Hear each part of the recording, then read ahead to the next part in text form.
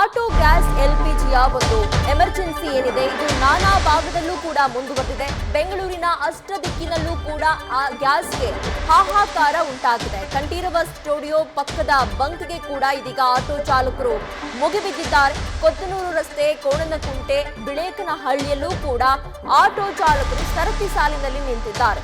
ಬೆಳಗ್ಗೆ 5 ಗಂಟೆಯಿಂದ ಗ್ಯಾಸ್ಗಾಗಿ ಕಾದು ಆಟೋ ಚಾಲಕರು ನಿಂತಿದ್ದಾರೆ.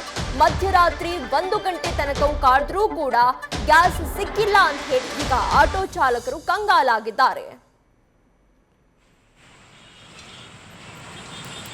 ಕಂಠೀರವ ಸ್ಟುಡಿಯೋ ಪಕ್ಕದಲ್ಲಿರುವಂತಹ ರಸ್ತೆಯ ಬಂಕ್ನಲ್ಲಿ ಕಂಡು ಬಂದಿರುವಂತಹ ದೃಶ್ಯ ಇದು.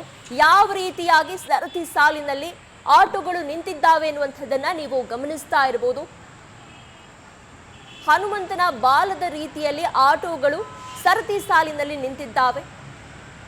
ನಿನ್ನೆ ರಾತ್ರಿಯಿಂದಲೂ ಕಾದ್ರೂ ಕೂಡ ಆಟೋ ಗ್ಯಾಸ್ ಏನಿದೆ ಅದನ್ನ ಭರ್ತಿ ಮಾಡ್ತಾ ಇಲ್ಲ ಅನ್ನುವಂತಹ ಆರೋಪ ಕೇಳಿ ಬಂದಿದೆ. ಜೊತೆಗೆ ಎಲ್ಲಾ ಚಾಲಕರು ಕೂಡ ಇದೇ ರೀತಿಯಾಗಿ ಮುಂದುವರೆದ್ರೆ ನಮ್ಮ ಜೀವನ ಸಾಗಿಸೋದು ಹೇಗೆ ಅಂತ ಹೇಳಿ ಕಂಗಾಲಾಗಿದ್ದಾರೆ. ಬೆಳಗ್ಗೆ 5 ಗಂಟೆಯಿಂದಲೂ ಕೂಡ ಕ್ಯೂ ನಿಂತಿದ್ರು ಚಾಲಕರು. ಕಂಠೀರವ ಸ್ಟುಡಿಯೋ ಪಕ್ಕದಲ್ಲಿರುವಂತಹ ಖಾಸಗಿ ಬಂಕ್ನಲ್ಲಿ ಕಂಡು ಬಂದಂತಹ ದೃಶ್ಯ ಇದು. ನಿನ್ನೆ ಸಂಜೆ ಬಂದು ಕ್ಯೂ ನಿಂತಿದ್ವಿ, ಇವತ್ತು ಬೆಳಗ್ಗೆ ಕೂಡ ಬಂದು ಕ್ಯೂ ನಿಂತಿದ್ದೀವಿ, ಆದರೂ ಕೂಡ ನಮಗೆ LPG ಗ್ಯಾಸ್ ಸಿಗ್ತಾ ಇಲ್ಲ ಅಂತ ಹೇಳಿದೀಗ ಆಟೋ ಚಾಲಕರು ಆಕ್ರೋಶವನ್ನ ವ್ಯಕ್ತಪಡಿಸುತ್ತಿದ್ದಾರೆ. ಇದೇ ರೀತಿ ಸಿಚುವೇಶನ್ ಮುಂದುವರೆದ್ರೆ ಮುಂದೆ ನಮ್ಮ ದುಡಿಮೆಗೆ ಏನ್ ಮಾಡೋದು ಅಂತ ಹೇಳಿ ಆಟೋ ಚಾಲಕರು ಪ್ರಶ್ನೆ ಕೂಡ ಮಾಡ್ತಿದ್ದಾರೆ.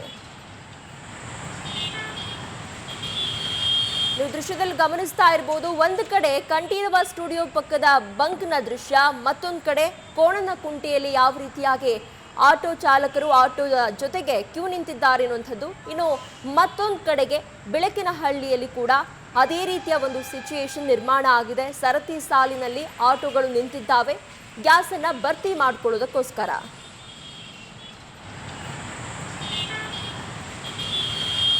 ಬೆಂಗಳೂರಿನ ಅಷ್ಟ ದಿಕ್ಕಿನಲ್ಲೂ ಕೂಡ ಆಟೋ ಗ್ಯಾಸ್ಗಾಗಿ ಹಾಹಾಕಾರ ನಿರ್ಮಾಣ ಆಗಿದೆ ಅಂತಲೇ ಹೇಳಬಹುದು.